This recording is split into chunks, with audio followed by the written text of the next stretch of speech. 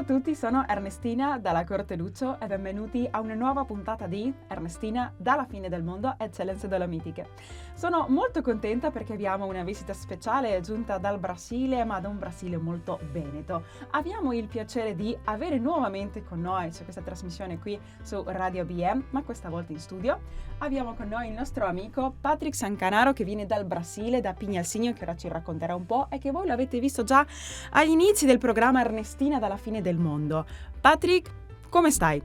Benissimo. Ecco, sono molto contenta di averti qua, so che sei un po' in vacanza, un po' in viaggio per trovare amici, anche alcuni membri di un seminario che ci racconterai, ma forse per i nuovi ascoltatori che ci stanno seguendo qui su Ernestina dalla fine del mondo, puoi brevemente presentarti di da dove sei e da dove vengono le tue radici italiane? Va bene. Bene, io sono nato a Santa Catarina, però i miei avi sono partito di Rocca d'Arcier nel 1875 e è sempre per noi un piacere ritornare qua per vedere i nostri amici, la nostra famiglia, è tutto bellissimo. Ecco, e ora tu dove abiti in Brasile? Vivo a Pignalsigno, in ovest di Santa Catarina, vicino Argentina. Ecco, dalla nostra Argentina, Sud America, quindi anche un po' te dalla fine del mondo, vieni qua come questo programma e ti piace da sempre onorare quella parte della tua eredità culturale, della tua storia che è la migrazione veneta e bellunese. Sei qua in Italia un po' per fare cosa? Non solo in vacanza, so che stai trovando delle belle persone. Bene, a principio sono qua per vacanze, però ho tanti amici, tante cose per vedere, parlare e ho fatto un tanto di visita ai miei amici dei gruppi folcloristici perché partecipo di diversi gruppi del movimento folcloristico in Brasile, principalmente della nostra gente veneta. Ecco, anche a me piacciono tanto i balli, folk, anche i costumi, che so che è una passione che abbiamo anche in comune. Come è nata un po' l'idea della famiglia bellunese di Pignalsigno, anche questo gruppo folk? Da chi è partita l'idea? Certo, bene, io sono nato in una piccola cittadina che si chiama Joaçaba. Passano un film che si chiama Pesce, in italiano, e in altro lato una città che si chiama Erval d'Oeste. Ma sono lavora insieme, tutto insieme. Fine 1994 si crea la prima famiglia bellunesi di quella città perché qualche tutto noi eravamo di origine da Belluno, della zona della provincia di Belluno. Dopo sono andato all'università nella città di Concordia e con 17 anni facciamo la prima associazione insieme all'università. E sono il primo presidente più giovane della Bellunesi nel mondo. E dopo finito l'università sono andato a lavorare a Chapecó e vivo a Pignalsigno che sei vicina.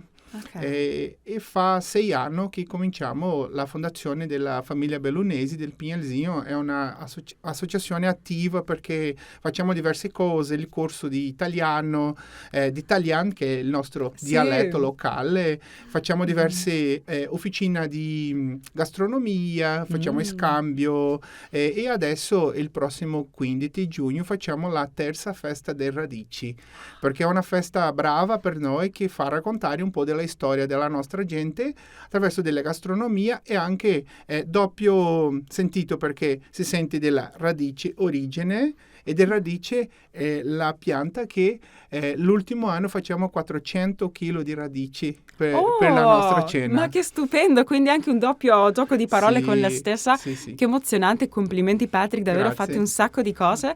È veramente bello vedere come oltreoceano, no? Abbiamo questa fiamma, questa parte ancora viva di quella essenza veneta. Hai menzionato un po' i balli folcloristici e sai che abbiamo intervistato uno che tu conosci bene, che è Gabriele, che è stato già ospite di questa trasmissione e lo sarà ancora, speriamo. E c'è stato questo seminario. Raccontaci un po' di questo progetto molto interessante che une il Veneto con il Brasile e anche con il mondo. Certo.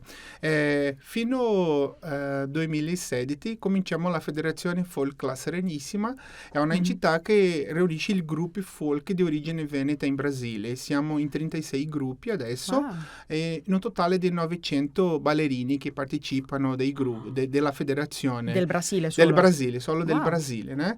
E E questa federazione tutto l'anno promuove un seminario per insegnare, imparare a tutti i giovani un po' della cultura della nostra gente. E questo l'ultimo anno facciamo con la presenza dei nostri amici bellunesi, perché siamo la maggioranza di origine bellunesi, anche trevisani. Wow. Anche sono andato gli amici da Treviso, anche che salutiamo, approfittiamo a salutare, certo. Con gli amici bellunesi, e per noi era un'esperienza fantastica, perché tutta la gente era piaciuto di conoscere i bellunesi, chiacchierare un tanto di curiosità, impariamo un tanto di cose belle della nostra zona, della nostra regione, perché portiamo a frente la tradizione della montagna e di tutte le nostre vere tradizioni, perché non è bello quando si vede un gruppo di origine veneta ballando la tarantella.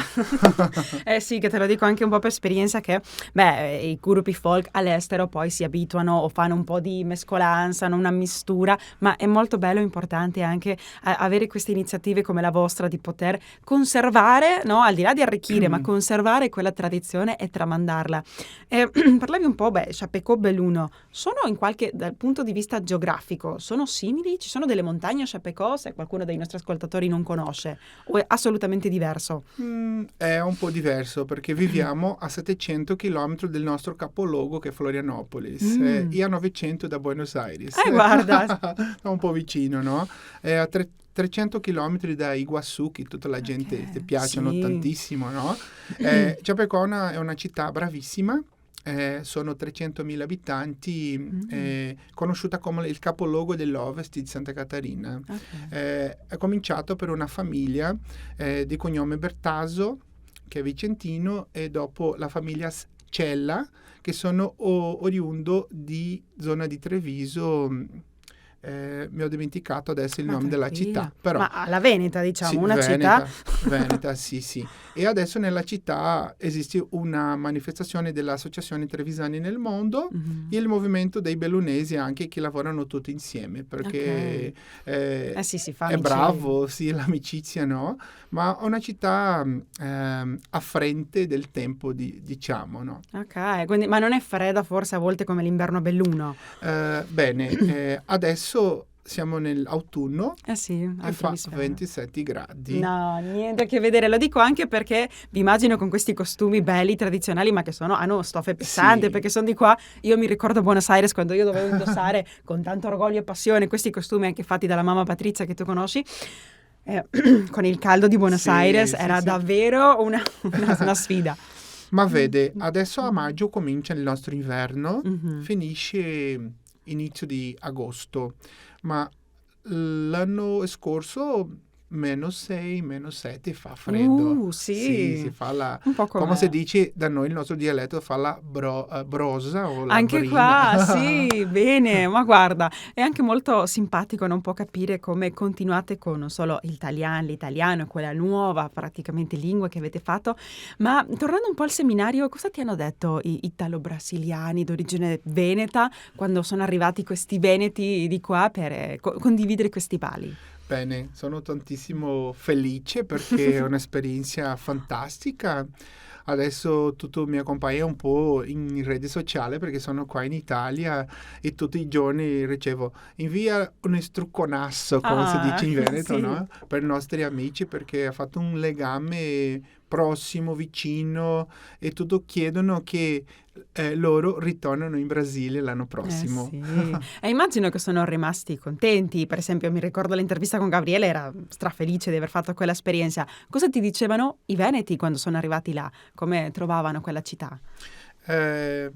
Penso che anche non aspettava, credo io, perché andiamo in diversi posti prima del seminario e facciamo diverse visite in tante associazioni, municipi di origine italiana, facciamo visita a tantissimi vinicoli, perché siamo un po' parecchio con qua. Wow, la nostra gente, la nostra gastronomia, però loro non aspettavano incontrarti famiglie che parlavano loro dialetto di 150 anni.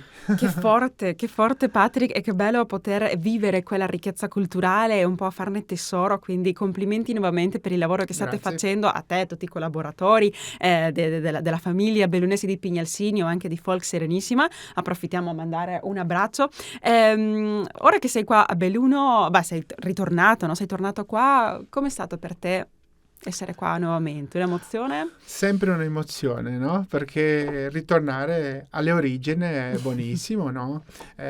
Quando arriviamo qua oggi è un'emozione sempre forte, perché quando si vede il Dolomite è spettacolare per noi che siamo di un paese subtropicale, e quando si arrivano qua ritorna un tanto di cose nella nostra testa, è bellissimo, sempre bello. Ti capisco, anche per me vedere quelle montagne davvero mozzafiato, e non solo perché sono belle, ma anche per tutta la storia familiare, personale, i racconti che uno sentiva, quindi ti capisco. Patrick, veramente sai che hai un sacco di cose da fare, sei in un viaggio a vacanze che non è tanto, sei stanco, ma ti vedo felice, ti vedo contento, e io sono contenta di quello. Io voglio ringraziarti per essere qua con noi, ma prima di darti un saluto fino alla prossima intervista, vuoi dedicare un saluto per i nostri ascoltatori che sono bellunesi, veneti, italiani all'estero, che ci seguono in tutto il mondo?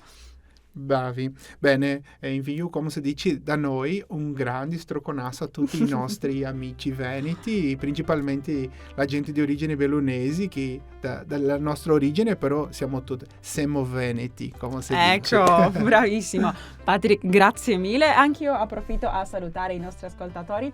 Cari amici, oggi la nostra puntata finisce qui, una puntata che sa di Brasile, del Veneto e anche delle tradizioni, come sempre qui su Ernestina dalla fine del mondo. Ricordate che se volete rivedere tutte queste nostre puntate, non dimenticate di cercarmi sulle reti sociali dell'Associazione Bellunesi nel Mondo, ma anche le mie personali di Facebook e Instagram, con il mio nome, Ernestina Dalla Corteluccio, ma anche sul mio canale YouTube Migranti TV.